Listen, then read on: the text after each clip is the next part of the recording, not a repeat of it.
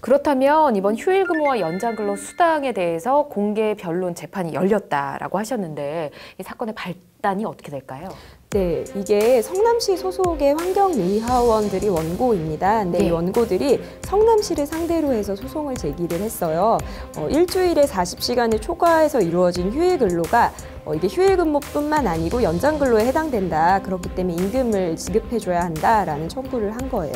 예. 근데 이제 원고들이 총 36명인데 이들의 말에 따르면 2006년부터 2008년까지 주중 5일간 하루에 8시간씩 40시간을 주중에 근무를 했고 휴일인 토요일과 일요일에는 각각 4시간씩 근무를 했다고 합니다. 그렇군요. 월요일부터 뭐 일요일까지 일주일 동안 그럼 40시간에다가 4시간, 4시간, 48시간을 근무를 한 거네요. 근데 소송을 제기한 이유가 뭘까요? 뭐 수당을 지급받지 못한 건가요? 이게 단순히 이제 수당을 지급하지 않았다면 어떻게 보면 조금 더 간단한 문제였을 것 같습니다. 그런데 아까도 말씀드렸지만 이게 사회적으로 큰 이슈를 가져올 수 있는 문제라고 말씀을 드렸는데 네. 단순히 임금을 지급하고 지급하지 않았다의 문제가 아니고 아까도 말씀드렸지만 휴일에 근무를 했잖아요. 토요일과 일요일에. 4시간, 일요일 4시간. 근데 이렇게 과연 휴일에 근무한 것을 휴일 근무 수당으로 봐야 하는지 아니면 휴일 근무뿐만 아니고 연장 근로로도 볼 수 있는지 이런 복잡한 문제가 좀 내재돼 있습니다. 뭐 이중으로 본다 이렇게 예. 이걸 해석을 해야 되는 네, 거죠. 맞습니다. 그렇다면 근로기준법에서 이야기하는 이 근로시간의 정확한 내용도 알아야 될 것 같고 휴일 근무가 연장 근로에 해당되는지 이 부분을 좀 알아봐야 할 것 같습니다. 양 변호사님, 이 근로기준법에서 이야기하는 근로시간 정확하게 어떻게 될까요? 근로기준법상 현행 법정 근로시간은 총 40시간이에요. 예. 1일에 이제 8시간을 초과할 수 없다라고 돼 있고요.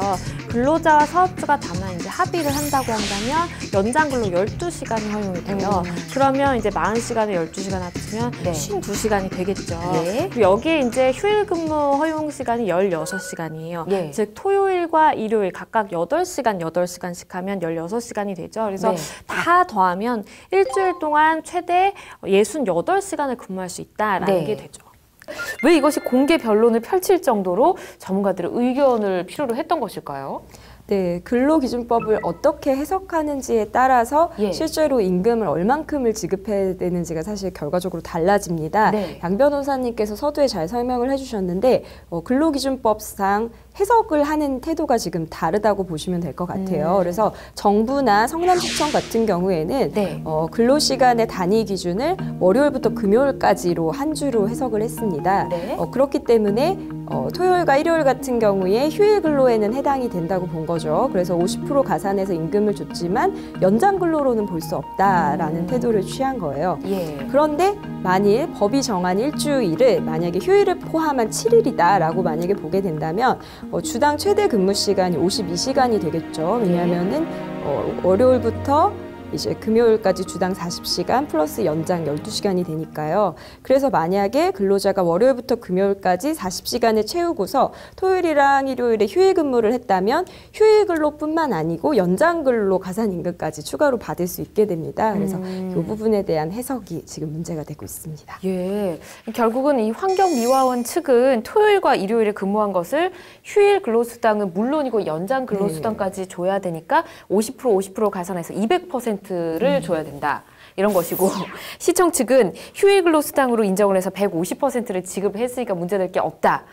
근데 이 내용만 들어봐도 정말 의견이 팽팽했을 것 같습니다. 자, 이 공개 변론에서 원고와 피고는 각각 어떤 논리로 주장을 펼쳤을지 좀 궁금해지는데요. 양 변호사님 어떨까요? 사실은 아까 말씀해 주신 것처럼 이번 판결에 따라서 뭐 노동계, 재계 굉장히 큰 파장이 예상이 되잖아요. 예. 그렇기 때문에 그 법리 싸움도 굉장히 치열했습니다. 먼저 일주일에 대한 기준을 어떻게 볼 것인가 네. 여기에 대해서 먼저 피고 측은 근로기준법은 일주일에 하루 이상 유급 휴가를 주는 것을 전제로 하고 있다. 네. 그렇기 때문에 법에 따라서 약정할 수 있는 근무일은 6일 이하다라고 주장을 했고요. 예. 휴일 근로란 유급 휴일의 근로를 의미하는 것이고 연장 근로라는 것은 40시간 초과 52시간 이하의 근무를 말하는 것이다. 그래서 기존의 근로시간을 초과한 근로를 말하는 개념이 되는 것이고 또 개념이 다르기 때문에 아예 이거는 중복해서 이제 적용할 수 없다라고 이제 주장을 했습니다. 그리고 이어서 근무시간 규제 같은 거는 입법을 통해서 해결해야 될 것이고 만약에 이렇게 수당을 중복 가산해야 된다라는 판결이 나오면 이거는 대다수 기업에게 어마어마한 경제적인 부담을 지워주는 것이고 그리고 더 나아가서 이런 기업들이 뭐 도산하게 되거나 망하게 되면 결국에는 국가 경쟁력을 약화시키게 되는 것이기 때문에 그동안 이런 행정 해석을 믿고 따라온 그런 많은 사용자들을 그냥 존중해달라. 그런 사용자들을 범법자로 만들어주지 말아달라라고 주장을 했습니다. 그렇군요. 성남 씨 측은 뭐 휴일 근로와 연장 근로의 개념은 다르기 때문에 중복이 될 수 없다. 그렇죠? 그리고 만약 중복을 인정하게 되면 많은 기업들이 부담을 떠안게 될 것이다. 이런 논리로 맞선 것 같은데 환경미화원 측은 어떤 주장을 펼쳤을까요? 네, 원고 측은 이제 반대의 논리를 당연히 펼치고 있습니다. 그래서 40시간을 초과한 근로에 대해서 가산수당을 지급해야 하고 그것이 휴일인지 여부와는 아무 관련이 없다라고 주장을 하고 있죠. 그리고 두 가지 개념이 다르다라고 주장을 하고 있는데요. 연장 가산수당 같은 경우에는 근로시간을 좀 양적으로 통제하자는 취지라면 휴일 가산수당 같은 경우에는 휴일에는 원래 보통은 일을 하지 않지 않습니까? 그렇기 때문에 일할 의무가 전혀 없는 날인데도 근로를 제공을 하는 거기 때문에 이런 근로를 질적으로 통제한다는 의미를 지니고 있다 이렇게 주장을 합니다. 그래서 두 가지의 수당의 성격이 좀 다르기 때문에 중복해서 적용이 될 수 있다라고 주장을 하고 있고요. 그리고 또 한 가지는 이렇게 가산수당을 이렇게 규정하고 있는 제한을 두고 있는 이유가 사용자한테 어떻게 보면은 부담이 되는 거잖아요. 이렇게 수당을 지급하게 되면 결과적으로는 간접적으로 근로자에게 사용자가 연장 근로를 하게 하거나 휴일 근로를 하게 하는 것을 좀 막기 위한 취지라는 거죠.